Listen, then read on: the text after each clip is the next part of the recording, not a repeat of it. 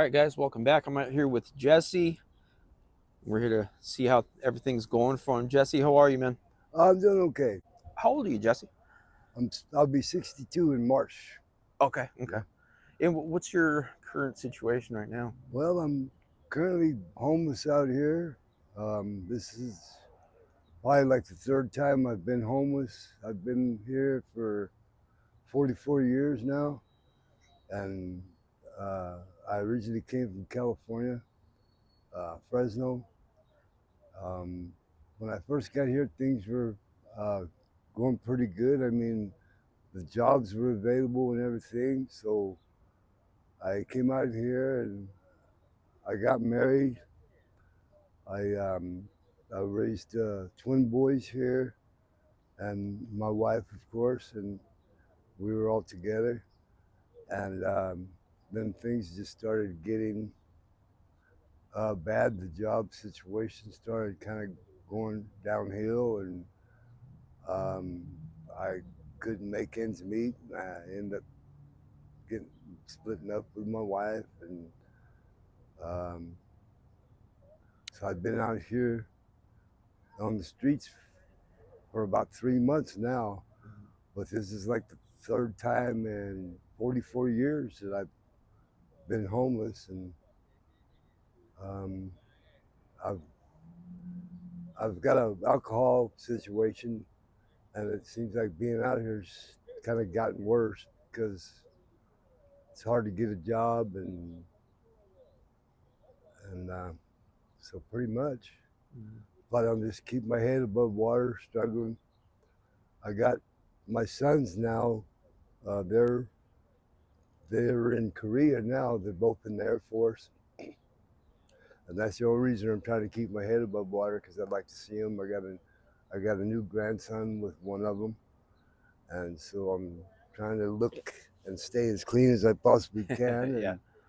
Um, but all in all, I mean, I've met a lot of good people out here.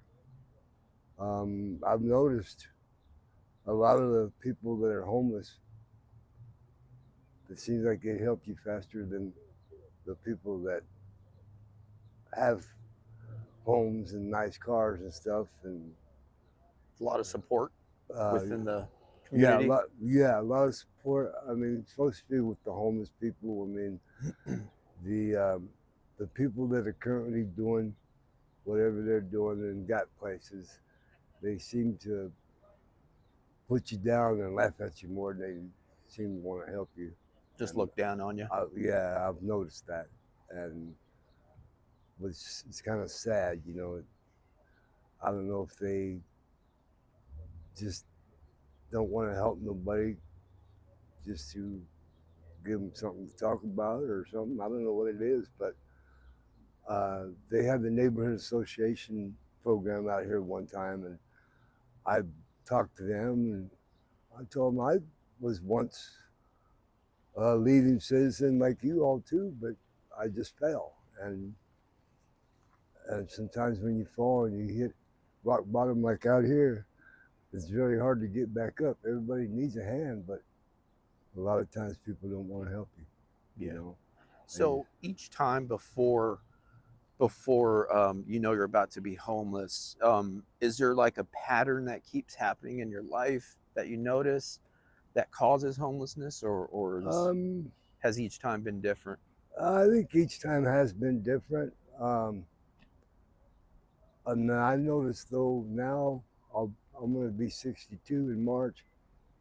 Um, it's just when you get older, it's harder. It's actually harder to get back up, and then I end up getting more frustrated because it's getting too hard for me to do this. I'm too old for this, to be honest with you. I mean, yeah, and I've already had an alcohol problem anyway, and it seems like I turn to alcohol more now than I ever have because I just don't know how other way to to help myself, and it's just getting too hard for me. So I know I've been drinking a lot more than I have been. Sure.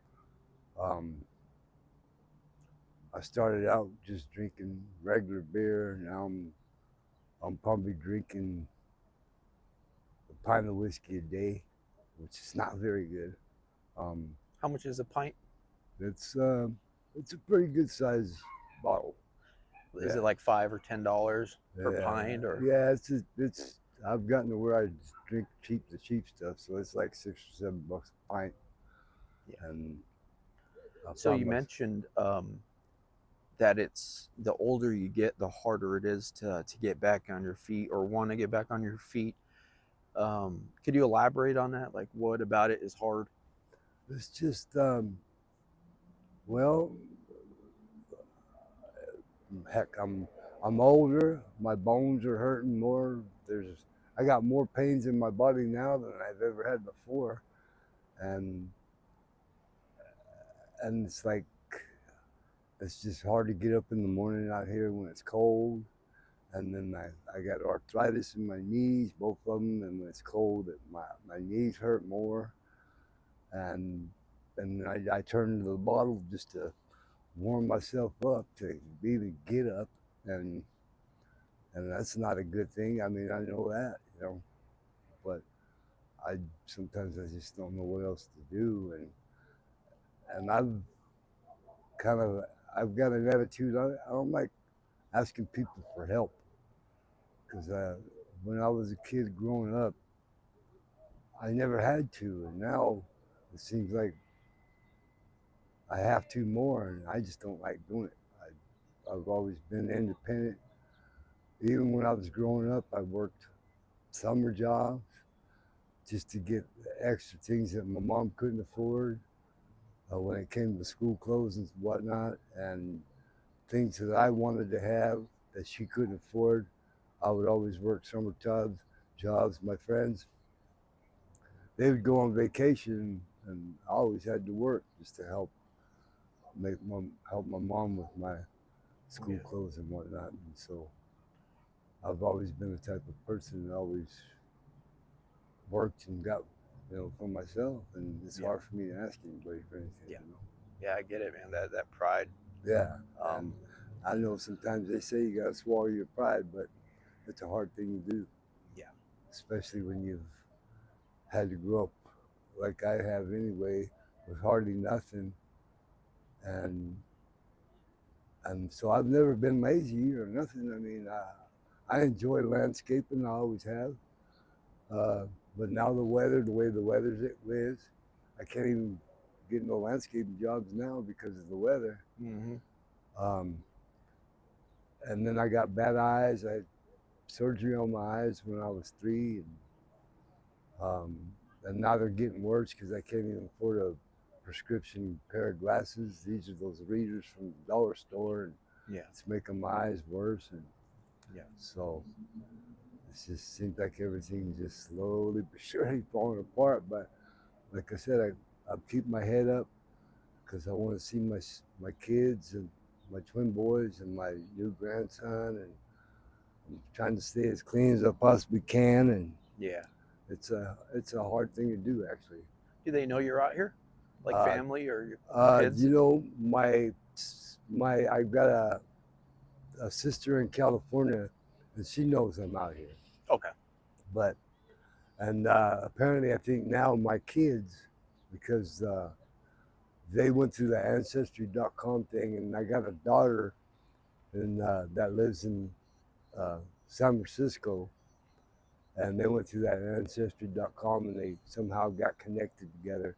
Wow. And so I think now um, my my twins know I'm here outside, and from what I understand, they live right around in here somewhere Wow. between this park and the tracks there.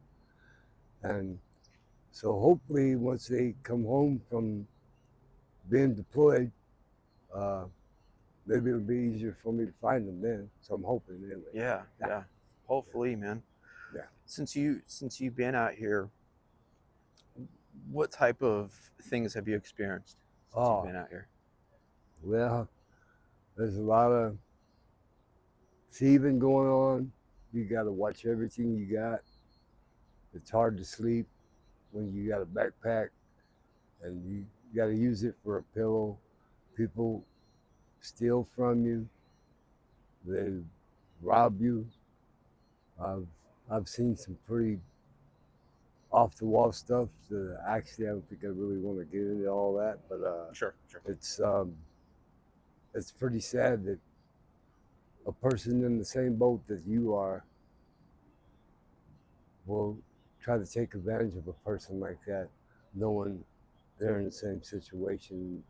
It seems like whatever they want that you got, they're gonna figure out a way to take it, and that's wrong, Yeah. you know. But and I don't do that. I don't take nobody's things. Um, I don't rob nobody. I don't beat nobody up for nothing. I just don't do that kind of stuff.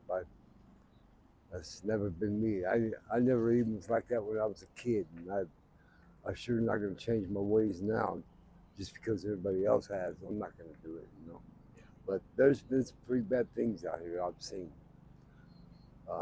Like I said, I'd rather not get into it, Yeah, yeah. but yeah, So when you wake up in the morning, does your body physically need the alcohol? you know, um,